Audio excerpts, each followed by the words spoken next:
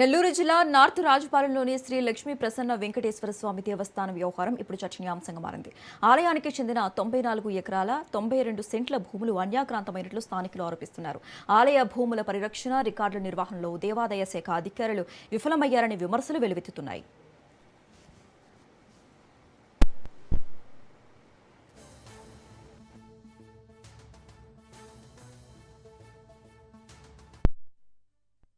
శ్రీ ప్రసన్న వెంకటేశ్వర స్వామి వారి దేవస్థానం హుండీలు చివరగా 29/1/2022 ఓపెన్ చేసి ఉన్నారు.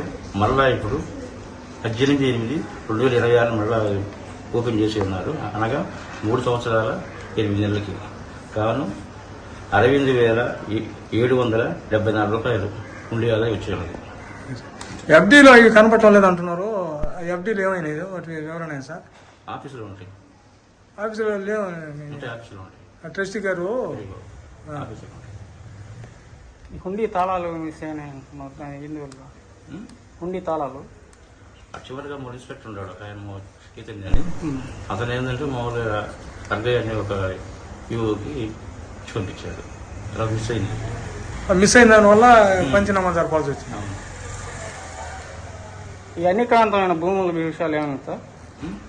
వాటిని కాపాడేది ఏమైనా ఉందా? అన్యాక్రాంత వారి గురించి ఏం చర్యలు తీసుకున్నారు, వాటి గురించి వివరణ ఇవ్వండి అంటున్నారు. దానికి ఫౌండర్ గారు ఉన్నారు, ఆయన చెప్తారు. ఆయన వాళ్ళు మీ పర్యవేక్షణ ఏమన్నదా భూముల గురించి? ఎందుకు ఉండదు? ఆయన లేకపోతే నేనే కదా, అది కదా. నా మీద డిస్ప్యూట్ ఉందో అది కూడా నేనే పెట్టించుకున్నాను. నా సంతకాలు ఉంటాయి 22Aలో.